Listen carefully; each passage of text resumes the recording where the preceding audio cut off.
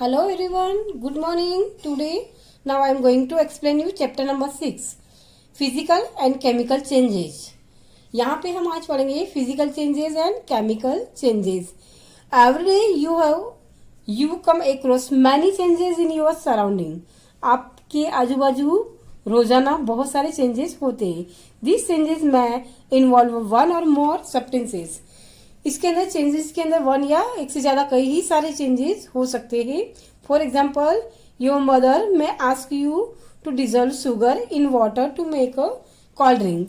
Cold drink बनाने के लिए आपकी मदर आपको जैसे कि पानी के अंदर शुगर डिजोल्व करने को बोलती है. तो आप क्या देखते हो, जब डिजोल्व करते हो तो उसके अंदर शुगर दिखाई देती है बाद में? नहीं. Making a sugar solution is a change.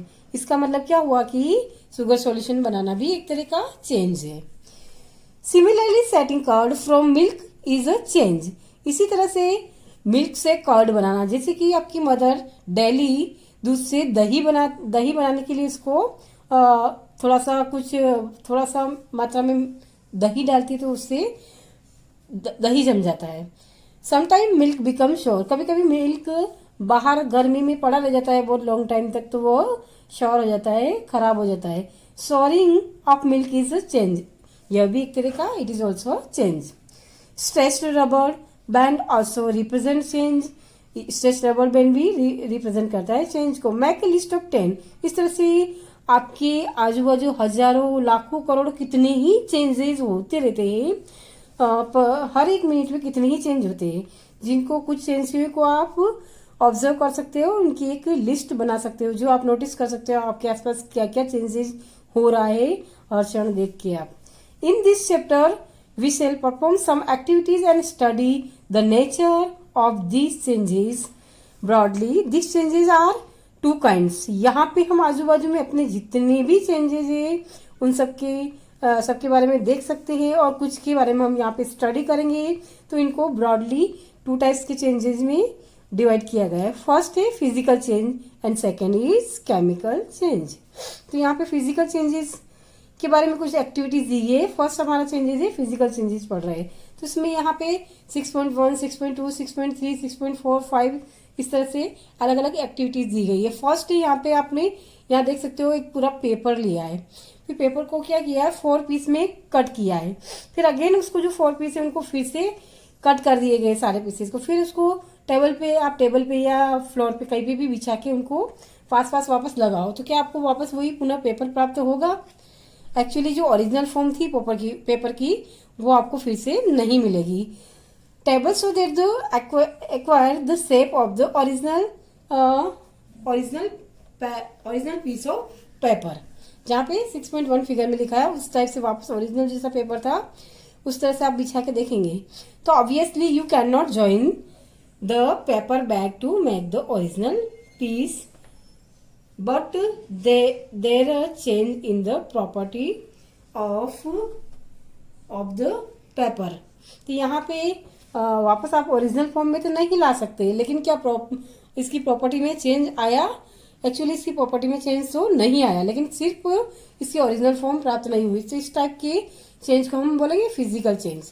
दूसरा आप देख सकते हैं एक चौक लिया और चौक लेके उसको क्या करने का, जो अपने ब्लैक बोर्ड पे जो अपन चौक से लिखते हैं उसको लेके उसको बिल्कुल क्रश कर देना है, बारीक बारीक चूरा करना है. फिर आप क्या करोगे, इसमें कुछ पानी मिला के इसका पेस्ट बना दोगे and roll it into the shape of piece of chalk. Let it dry. इसको वापस से जैसा पहले था वैसे ही रोल करके वापस चौक का पीस बना सकते हैं. यस, वापस वैसे ही फॉर्म में आ जाएगा, लेकिन इसकी ड्राई होने के बाद उसका सेम वही फॉर्म में आ जाएगा. लेकिन एक बार क्या हुआ, इसका सिर्फ फिजिकल चेंज हुआ जब आपने क्या किया, चौक को जो बड़ा पीस था उसको डस्ट में कन्वर्ट किया. तो इस तरह से उसका भी ओनली फिजिकल चेंज हुआ, केमिकल चेंज यहाँ पे नहीं हुआ. फिर आप देख सकते हो थर्ड एक्टिविटी 6.3. यहाँ पे एक टम्बलर में या फिर किसी ग्लास में आपको आइस का एक पीस लेना है. उसको कुछ टाइम के लिए बाहर, जैसे अपने बाहर के एटमोस्फियर में छोड़ देना है या फिर सनलाइट में रख देना है पीस को. फिर आप कुछ टाइम के बाद क्या देखेंगे, वहां आइस के साथ पानी भी आपको दिखाई देगा. कोरा आइस वहां पे नहीं दिखेगा. अब इसका मतलब क्या हुआ, आइस ने अपनी जो उसका फिजिकल फॉर्म थी वो चेंज हो गई, यानी कि यहाँ फिजिकल चेंज हुआ। और अगेन आप अगर इसको अगर पूरा जो वाटर में कन्वर्ट हो गया, अगेन इसको फ्रीजिंग करने के लिए फ्रीज में रख दिया जाए तो आप क्या देखोगे कि वो वापस आइस में कन्वर्ट हो जाता है, वापस उसकी सॉलिड फॉर्म आ जाती है जो कि वो लिक्विड में कन्वर्ट हुआ था। इस तरह से सॉलिड से लिक्विड और लिक्विड से सॉलिड, ओनली इसकी स्टेट चेंज हुई। इसका मतलब जो फिजिकल चेंज दिखता है वही चेंज हुआ, न कि इसकी केमिकल में कोई चेंज आया। केमिकल चेंज यहाँ पे नहीं हुआ। तो इस तरह इससे की चेंज को हम बोलेंगे फिजिकल चेंज। अब ये boil some water in a container, do you see the steam rising from the surface of water, hold an inverted pan by its handle over the steam at some distance from the boiling water. Observe the inner surface of the pan. Do you see any droplet of water there? क्या आपको वहाँ पे कोई droplet दिखाई देती है? आपको क्या करना है, यहाँ पे एक कंटेनर में वाटर लेना है, उसको फिर बॉईल करना है। बॉईल करेंगे तो आप क्या देखोगे कि उसके चारों तरफ, सरफेस की चारों तरफ से कुछ ऊपर स्टीम उड़ने लगती है। तो आप उसके ऊपर की तरफ उल्टा पेन करके उसको ढकेंगे थोड़ी देर के लिए हैंडल से पकड़ के, तो आप क्या देखोगे इस पेन के अंदर पूरी स्टीम से जो स्टीम ऊपर उड़ रही थी वो ठंडी होके वापस वाटर ड्रॉपलेट में कन्वर्ट हो गई। तो इसका मतलब क्या हुआ, यहाँ पे भी स्टेट चेंज हुई ओनली, कोई केमिकल चेंज नहीं आया। इस तरह से खाली स्टेट चेंज होती है, उसको हम फिजिकल चेंज बोलते हैं। फिर एक another activity, hold a used hexa blade with a pair of tongue. एक हेक्सा ब्लेड लेनी है, उसकी टिप को keep the tip of the free end of the blade on the gas stove. Gas stove पे आपको उसको किसी चीज से पकड़ के, टंग से, हाथ से नहीं पकड़ना है, उसको पकड़ के गर्म करना है। वेट फॉर फ्यू मिनट्स, कुछ देर के लिए। तो does the colour of the tip of the blade change, क्या उसका कलर चेंज होगा? यस, उसका कलर चेंज हो जाएगा। Remove the blade from the flame, observe the tip once again after some time. और उसके बाद आप कुछ टाइम के बाद वापस देखेंगे तो वो वापस अपनी पुरानी फॉर्म में आ जाएगा। Does it get back its original colour, क्या अपने ओरिजिनल कलर में आ जाता है? यस। इन एक्टिविटी 6.1, 6.2 जो कि अपन ने पहले की थी, पेपर वाली और चौक वाली, you show that paper and piece of chalk underwent changes in size, only size में यहाँ पे चेंज हुआ था और दूसरा कुछ चेंज नहीं हुआ था। फिर आप एक्टिविटी 6.3 एंड 6.4 में देखेंगे कि वाटर चेंजेज इट्स स्टेट, जैसे मैंने समझाया कि सॉलिड से लिक्विड, लिक्विड से सॉलिड ऐसे चेंज हुआ, और फ्रॉम गैस टू लिक्विड, जहाँ दूसरी 6.4 में गैस टू लिक्विड और लिक्विड टू गैस में गैस और पानी में कन्वर्ट हुआ था। In activity 6.5 the hexoblade changes colour on heating, जब गर्म किया तो हेक्सोब्लेड का भी कलर चेंज हुआ था। तो ये सारी एक्टिविटी क्या दिखाती है, क्या शो करती है? Properties such as shape, size, color and state of substances are called its physical property. तो ये सारी प्रॉपर्टीज इसकी फिजिकल प्रॉपर्टीज कहलाती है, और इनमें कोई चेंज आता है तो हम उसको बोलते हैं physical change. A change in which a substance undergoes a change in its physical property is called physical changes. अब यहाँ पे a physical change is generally reversible, physical change generally reversible होता है, और इसमें in such change no new substance is formed, और यहाँ पे कोई नया सब्सटेंस नहीं बनता है। तो इस तरह से पूरा फिजिकल चेंज हमने पढ़ा। फिजिकल चेंज में कभी भी नया सब्सटेंस नहीं बनता है, यह रिवर्सिबल होता है, वापस पुनः जो पहले था वही गेट बैक हो सकता है। इस तरह से यहाँ पे हमने पूरा फिजिकल चेंज पढ़ा। अब दूसरा चेंज है chemical change. Let's now consider the other kind of change, chemical change. A change with which you are quite familiar is the rusting of iron. Rusting of iron आपने सुना ही होगा, ये नाम से रस्ट जमना, यानी कि आप देखते हैं आयरन के पीस, या बहुत सारे बारिश में कहीं, अभी तो बारिश का सीजन है तो आप देख सकते हैं जहाँ खुले में कहीं आयरन पीस पड़े हैं जिसके ऊपर पेंट किया हुआ नहीं है, तो आप वहाँ देखेंगे कि उन आयरन के ऊपर कुछ हल्का सा चॉकलेटी या ब्राउन जैसा कलर का कुछ होगा। अगर आप फिंगर घुमाएंगे, कुछ करेंगे तो आपको वहां से इस तरह का कुछ मिलेगा। If you leave a piece of iron in the open for some times it acquires a film of brownish substance, this substance is called rust. तो इस सब्सटेंस को हम बोलते हैं rust, and the process is called rusting, और ये पूरे process को हम बोलते हैं रस्टिंग। एक्चुअली रस्टिंग क्या होती है, आयरन होता है वो रिएक्ट करता है हमारी जो खुली एयर होती है, एयर के अंदर ऑक्सीजन होती है, ऑक्सीजन प्लस जो मॉइस्चर होती है एटमॉस्फेयर में, मॉइस्चर यानी वाटर का जो उसमें अमाउंट होता है उसको मॉइस्चर के बोलते हैं। तो moisture plus air plus rust, ये अपना आयरन, तो रिएक्शन होके यहाँ केमिकल रिएक्शन होती है और यहाँ पे नया सब्सटेंस फॉर्म होता है जिसको हम बोलते हैं फेरस ऑक्साइड, या फिर इसको आयरन ऑक्साइड भी बोल सकते हैं। तो वो नया सब्सटेंस फॉर्म होता है, इसलिए यहाँ पे केमिकल चेंज हुआ। आयरन गेट ऑफ पार्क और farmlands from benches kept in lawn or gardens. Almost every article of iron kept in the open get rusted. जो खुले में पड़े होते हैं कोई भी आर्टिकल हो वो ऑलवेज रस्ट खा सकता है, उस पर रस्ट लग सकती है। At home you must have seen shovels and spades getting rusted when exposed to the atmosphere. Atmosphere मतलब जी बाहर की एयर जिसमें मॉइस्चर और एयर दोनों होती है एटमॉस्फेयर में वो। For sometimes in the kitchen wet iron pan often get rusted. आप देखते हैं कि वेट आयरन पेन, आयरन के जो पेन्स होते हैं वो भी रस्टेड हो जाते हैं, उन पे ब्राउनिश कुछ लेयर जम जाती। If left in that state for sometimes. Rust is not iron. Rust एक आयरन नहीं है, जो कि आयरन के ऊपर तो डिपॉजिट हो रही है लेकिन आयरन नहीं है। It is different from iron on which it get deposited. जिस आयरन पे डिपॉजिट हो रही है उससे डिफरेंट है। जैसा कि मैंने पहले ही बताया आपको, यहाँ पे कुछ केमिकल रिएक्शन होती है और केमिकल रिएक्शन होने की वजह से आयरन पानी और हवा की ऑक्सीजन के साथ रिएक्शन करके फेरस ऑक्साइड बनाता है।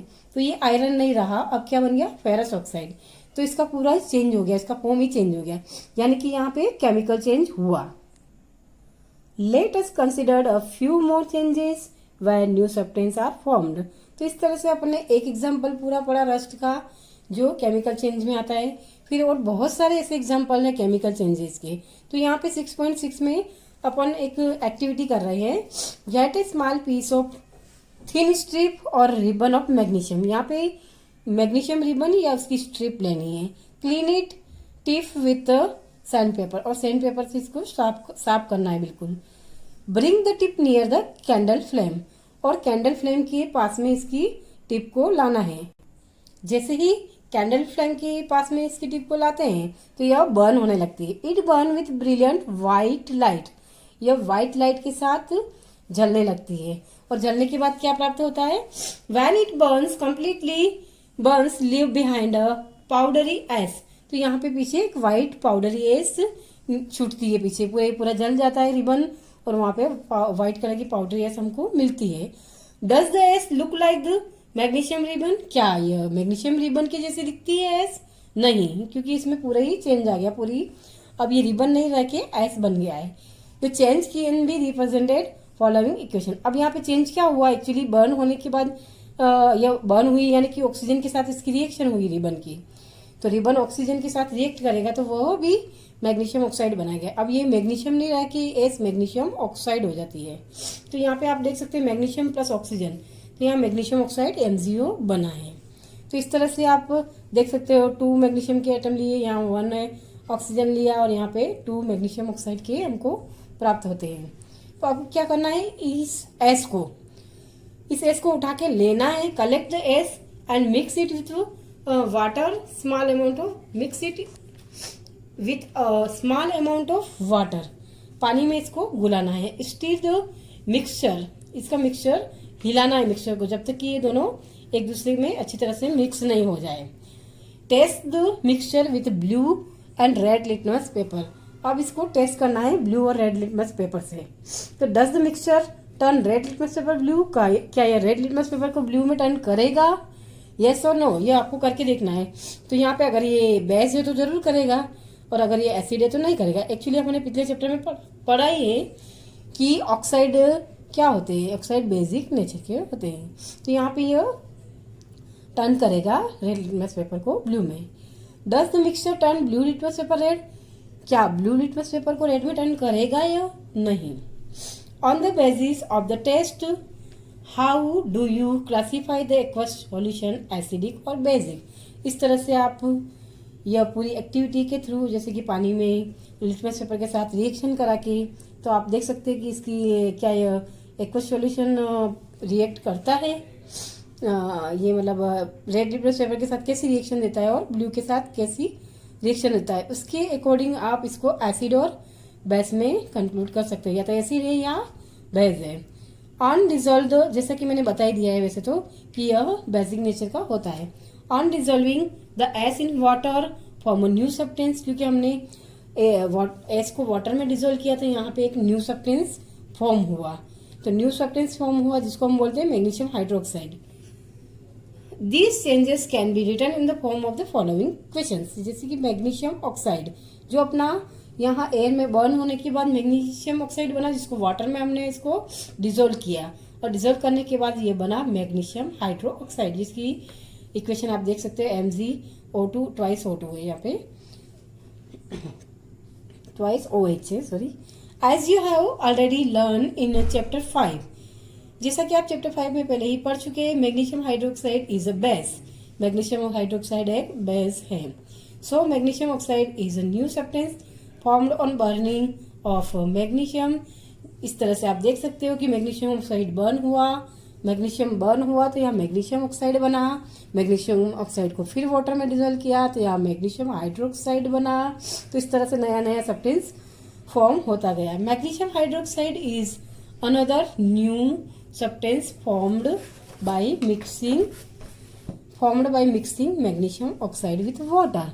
इस तरह से पानी में डिजोल्व करने के बाद मैग्नीशियम हाइड्रोक्साइड बना यहाँ पे मैग्नीशियम ऑक्साइड से। तो इस तरह से सब पहले तो मैग्नीशियम बर्न हुआ तो नया सब्सटेंस बना मैग्नीशियम ऑक्साइड, फिर मैग्नीशियम ऑक्साइड को वाटर में डिजोल्व किया तो फिर नया सब्सटेंस बना मैग्नीशियम हाइड्रोक्साइड। तो इस तरह से आप पूरी केमिकल रिएक्शन, केमिकली चेंज देख सकते हो, क्योंकि फर्स्ट मैग्नीशियम था, मैग्नीशियम से मैग्नीशियम ऑक्साइड बन गया और मैग्नीशियम ऑक्साइड से मैग्नीशियम हाइड्रोक्साइड।